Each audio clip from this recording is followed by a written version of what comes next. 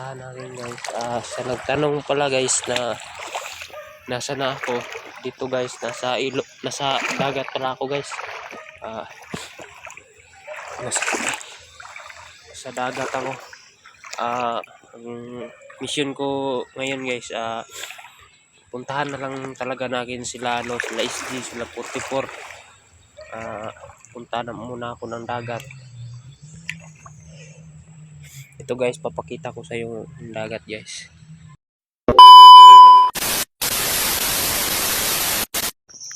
Magandang hapon sa inyo guys. Sa nagtatanong kung asan na ako guys, sa awa ng Panginoon guys, nakatawid na talaga ako ng isla. Nandito na talaga ako sa isla. May nagsabi sa akin guys na yan guys. May nagsabi sa akin na delikado daw dito, umuwi na daw ako. Yun lang guys wala naman tayong uuwian guys. Ang gusto ko lang ngayon na mahanap sila SG, sila 44 kasi sobrang nahihirapan na talaga sila. Kailangan nating tumulong kahit lang tayo guys, kahit makatulong lang tayo ng hindi naman malaki-laki, pero at least nakakatulong tayo guys.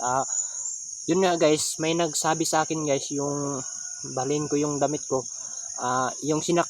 yung sinakyan ko na bangka guys, hindi na siya nagpakilala, hindi na siya nagpa-video sa pagtawid namin ng bangka kasi yun nga, natakot talaga siya na malaman na siya yung naghatid ng bangka, baka mapano pa yung pamilya niya kasi nga dito nga sa isla guys, sobrang daming mga bandido. Kaya sinong gustong tumahak dito guys, papatayin talaga nila. Kaya yun nga, yung may yun nga yung guys, yung pamilya niya dapat safe niya daw guys, hindi niya daw ipapaalam na na hinatid niya ako dito.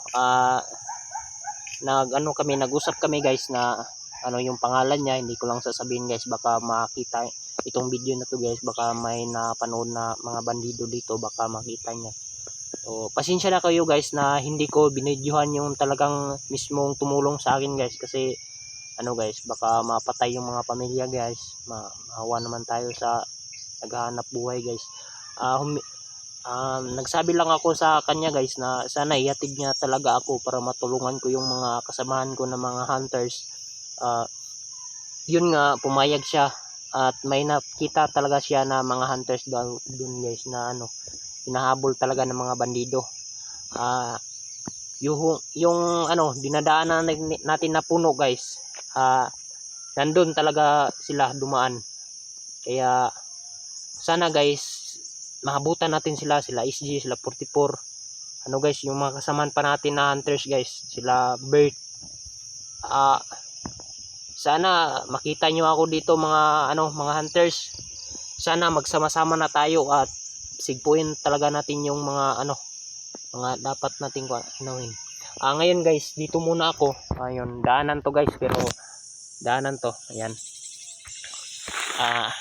Dito ako guys, nag-video kasi yung tumawid ako ng bangka nung hindi ako nag-video guys, yung kahapon. Wala akong upload kahapon guys kasi nga natakot talaga ako dito, kaya nagmasid-masid muna ako dito sa paligid guys na baka may tumarget sa akin dito. Kaya ayan guys, sa awa ng Panginoon wala naman tayong nakikita muna dito ng mga bandido, pero may nakikita tayong mga hindi kaya-aya na mga guys, mga engkanto yata o mga guys, kasi nilalamat tayo guys. Pero guys nagpapasalamat tayo sa guys, sa nagbigay sa atin ng damit.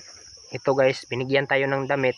Yung sugat natin guys na yun nga masakit pa, pero huwag kayong mag-alala guys, hindi naman siguro to nakakamatay na sakit, pero siguro guys mapuputulan tayo ng paa, pero sana hindi, kasi naman tayo nagpray naman tayo kay Lord na sana maging okay na ang lahat. Sana matulungan natin sila, sana wala na mga damay dito ng mga tao.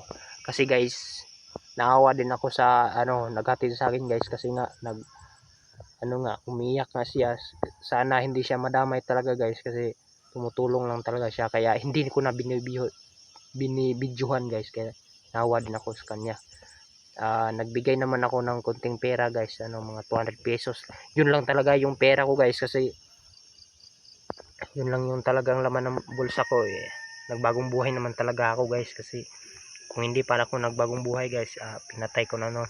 Pero hindi tayo pumapatay na tao ngayon na mga mababait. Tumutulong naman tayo ngayon.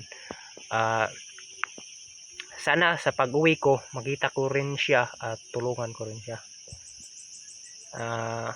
Ngumingiti naman siya guys pag pag alis natin dun sa isla. Yun nga, makyat na ako ng bundok agad-agad kasi baka makita na ako siya. Rangkada siya sa pambot niya, pabilis ng pabilis yung takbo niya guys. Yun nga, na nakalis talaga siya ng isla dito guys. Ito nga, ito na yung bagong bagong tirahan ko ngayon dito sa isla. Maghanap talaga ako ng dito, tsimpo na may makita ako ng mga bandido dito at sila hunter. Kailangan talaga makita. Ito na guys, gagawin ko dito guys, maglakad-lakad muna ako dito. Pero iwan ko ba na isla nito guys, kasi parang parang tumutubo yung mga saging dito. Okay lang, tumutubo yung mga damo. So, ganito lang din guys, hindi to na isla guys, kaya abandonado na isla. Walang pumupunta talaga na taon dito na na katulad namin. May mga armado kasi daw yung mga tao dito, kaya kung sino yung makatahak dito sigurado tigok agad. Kaya ito guys, papakita ko sa inyo nung daanan ko ngayon papunta ng bundok. Ay mga daanan dito, ito na.